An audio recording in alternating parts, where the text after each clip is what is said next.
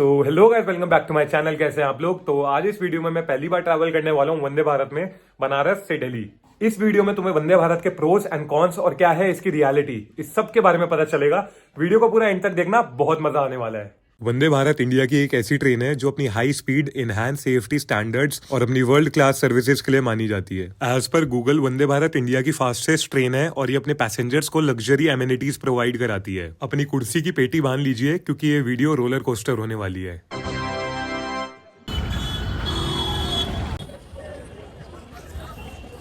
All set to go.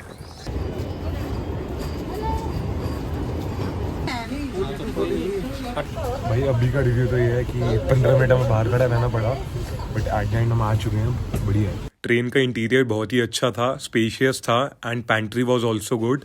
और एक चीज बहुत अच्छी थी कि यहाँ पे ऑटोमेटिक क्लोजिंग डोर्स थे।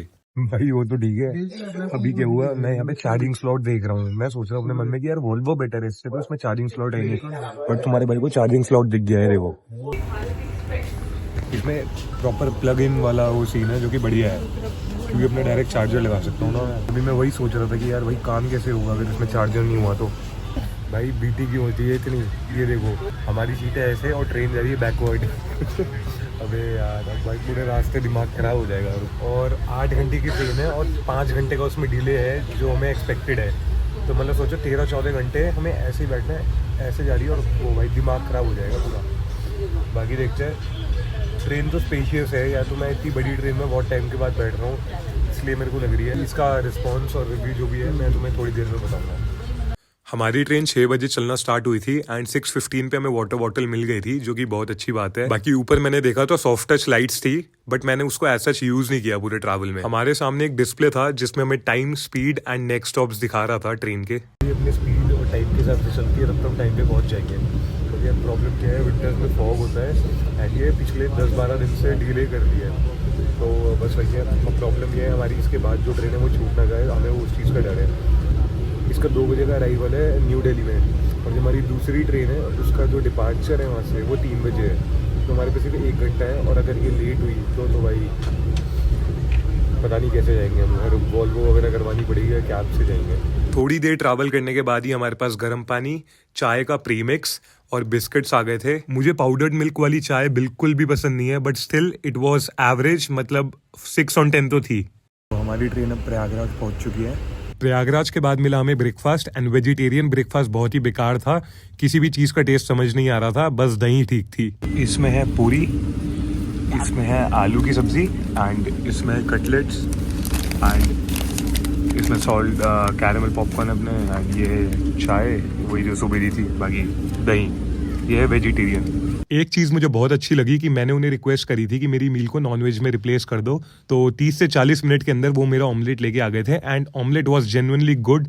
बहुत अच्छा था, एकदम प्लेन ऑमलेट जो कि मुझे पसंद था। साथ में उन्होंने थोड़े से फ्रेंच फ्राइज, बॉइल्ड कैरेट और बॉइल्ड पीस भी दी थी। अब आता है कहानी का प्लॉट ट्विस्ट। मैं चला गया था वॉशरूम एंड उसके बाद मुझे पूरी ट्रेन में नेगेटिव पॉइंट्स ही मिले। मैं वॉशरूम बहुत ही ज़्यादा एक्सपेक्टेशंस लेके गया था, क्योंकि हमारी IRCTC कहती है कि ये ट्रेन बहुत ही अलग है। वॉशरूम बहुत ही डर्टी था, नीचे पूरा गीला हो रखा था, ना फ्लश वर्क कर रहा था, ना टॉयलेट सीट साफ थी एंड बहुत ही बेकार था। ये सिर्फ मेरे साथ नहीं, कम से कम 10-15 लोगों के साथ हुई और लोगों ने कंप्लेंट करी।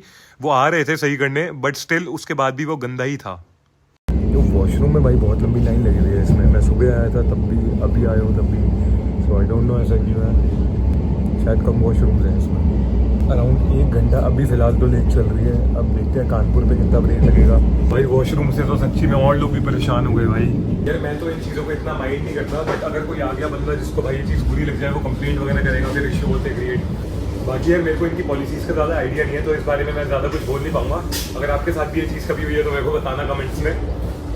अभी मेरी पैंट्री वाले भैया से बात हो रही थी, तो उन्होंने मुझे बताया कि अभी स्टाफ की कमी है, क्योंकि विंटर्स चल रही है, तो एक कंपार्टमेंट में एक ही रहता है पैंट्री वाला।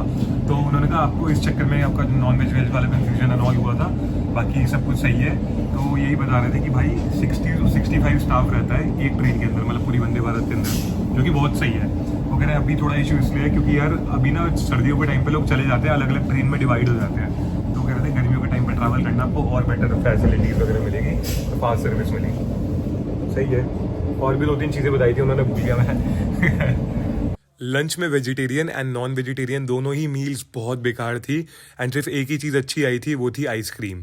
अभी तक जितनी भी चीज़ें मैंने एक्सपेक्ट करी थी वंदे भारत ट्रेन से, उनमें से कुछ भी अप टू द मार्क नहीं लगी मुझे। अप टू द मार्क क्या, मार्क के आसपास भी नहीं लगी मुझे। भाई कानपुर के बाद पता नहीं क्या हो गया, बहुत धीरे चल रही है। यहाँ पे तो फॉग भी नहीं है सच यार, बट स्टिल बहुत स्लो है, शायद 20 की स्पीड है। लेट तो हुई है देखो, बट अब देखते हैं क्या हो गया है। बस दिल्ली टाइम से पहुँचा दे और कुछ नहीं चाहिए। थोड़ी देर बाद ही कंप्लेंट का कुछ इशू हो गया था, तो जो मैनेजमेंट के लोग हैं वो इन मैम से कुछ रिव्यू या वगैरह लेने आए थे। ज़्यादा डिटेल में मुझे नहीं पता, पर बहुत देर तक चला था ये सीन। ओके, सो फाइनली हमारी ट्रेन छूट चुकी है। तो हमारी ट्रेन हमारी आंखों के सामने से गई है भाई, देहरादून की। अब पता नहीं क्या है, तो अब हमने सोचा है वॉल्वो से जाएंगे। That's the plan. अब हम जा रहे हैं वहाँ पे, तो पैसे वेस्ट हो चुके हैं, अब वॉल्वो में भी हमारे वेस्ट होंगे। अब हम जा रहे हैं, यहाँ से पहुँचने वाली है अराउंड 15 से 20 मिनट्स में हम दिल्ली में पहुँच जाएंगे। भाई ये जा रही है हमारी देहरादून वाली ट्रेन। भाई अब हमने वॉल्वो बुक कराई है 5 बजे की, तो ये दिल्ली में आके ही रुक गई है स्टेशन से पहले। रुको दिखाता हूँ, तो मैं दिल्ली में रुकी है, ये दिल्ली स्टेशन पे नहीं रुकी है, और 1 घंटे में मेरी वॉल्वो है। ओ भाई फाइनली जान में जाना ही हमारी ट्रेन चली है। 20-25 मिनट यहीं पे खड़ी रही। अब देखते हैं, बस पहुंचा दे यार, हमारी बस छूट जाएगी वरना भाई फिर रुक गई यार हमारी ट्रेन। इस बार बस भी छूटेगी हमारी, मुझे लगता है। ट्रेन तो हमारी छूट गई है, बस भी छूटेगी यार।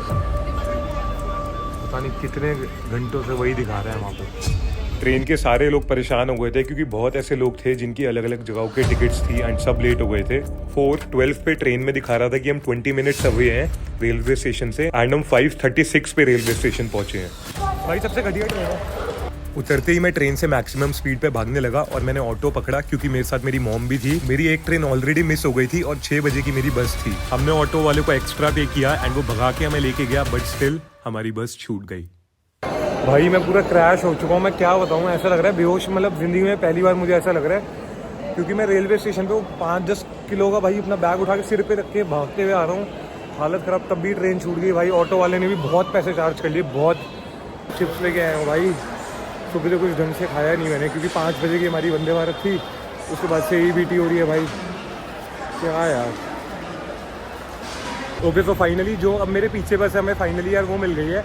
वहाँ पे एक एल्डर अंकल थे, उन्होंने भाई बहुत मदद कराई हमारी, मेरी मतलब, क्योंकि मैंने उन्हें बताया मम्मी के साथ हूँ यार। पता है अगर लड़के लड़के होते हैं तो चले जाते हैं एक बारी को, बट मम्मी के साथ रिस्क नहीं ले सकता रात को लेट नाइट। तो मैंने ट्राई किया जितनी अर्लीस्ट मिल जाए ना वो मिल जाए, क्योंकि अवेलेबल सारी थी 11-12 बजे रात की। और फिर देहरादून हम पहुँचते हैं सुबह 6 बजे, तो वो थोड़ा आई थिंक सेफ़ नहीं है। तो भाई अब हमें ये मिली है भाई, चलो फाइनली अब सोऊंगा भाई। अब बहुत टायर्ड भाई, बहुत टायर्ड हूँ यार सही में, कोई इमेजिन भी नहीं कर सकता। ऐसा लग रहा है मेरे से 200 की डेडलिफ्ट मरवा ली हो कम से कम 10 बार, 10 रैप एक एक करके। अब हमें ये वाली बस मिली है यार।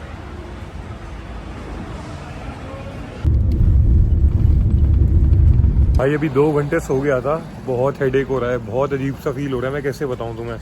देहरादून पहुंचूंगा फिर तुम्हें पूरी कहानी एक्सप्लेन करूंगा शुरू से एंड तक क्या सीन हुआ ये। एंड कहीं ना कहीं भाई बुरा लगता है यार, बट कोई बात नहीं, अब हम कुछ कर नहीं सकते इस चीज़ के लिए। तो बस ये वीडियो ही बना सकता हूँ, शायद इस वीडियो से कुछ हो जाए, क्योंकि यार मेरी तरफ बहुत सारे ऐसे लोग होंगे जिनको बोलने का मन करता है बट बोल नहीं पाते। तो आई ट्राई माई बेस्ट, क्योंकि ट्रेन में बहुत सारे ऐसे लोग थे जो परेशान थे। ओके, सो फाइनली मैं देहरादून पहुंच चुका हूँ और अब करते हैं मेन इन सारी चीजों के ऊपर बात। IRCTC वाले बोलते हैं कि ये ट्रेन इंडिया की बेस्ट है, इंडिया की फास्टेस्ट है, इंडिया की कंफर्टेबल ट्रेन है। पर ये कहाँ से है, एक चीज बताओ, जो मैं ये सारे पैसे दे रहा हूँ किस चीज के लिए दे रहा हूँ? मैंने तो यही देख के दिया है ना भाई, कि भाई ट्रेन प्रीमियम होगी, बहुत अच्छी होगी, मेरा एक्सपीरियंस बहुत अच्छा रहेगा, बहुत शॉर्ट राइड रहेगी। क्यों? क्योंकि ट्रेन इंडिया की फास्टेस्ट ट्रेन है। कहीं लिखा है 160 किलोमीटर पर आवर की स्पीड पे चलती है, कहीं लिखा है 180 पे चलती है, एंड चल वो रही थी 70-130। चलो ठीक है, स्पीड को छोड़ो, स्पीड से मुझे कोई मतलब नहीं है। मुझे बस ये था कि जो मेरी ट्रेन छूटी है, मेरी एक बस छूटी है, जो मैंने तीसरी बस कराई है, इन तीनों के जो एक्सपेंसिव है वो कौन बेयर करेगा? वो तो मैं ही बेयर करूंगा ना। अब मैं कोई अंबानी या कोई बहुत अमीर आदमी तो हूं नहीं कि ये छोटे ये जो खर्चे हैं इनके मतलब 4-5 हजार के खर्चे मेरे को कोई फर्क नहीं पड़ेगा। तो मानो या ना मानो भाई, ये चीजें पॉकेट पे अफेक्ट करती है।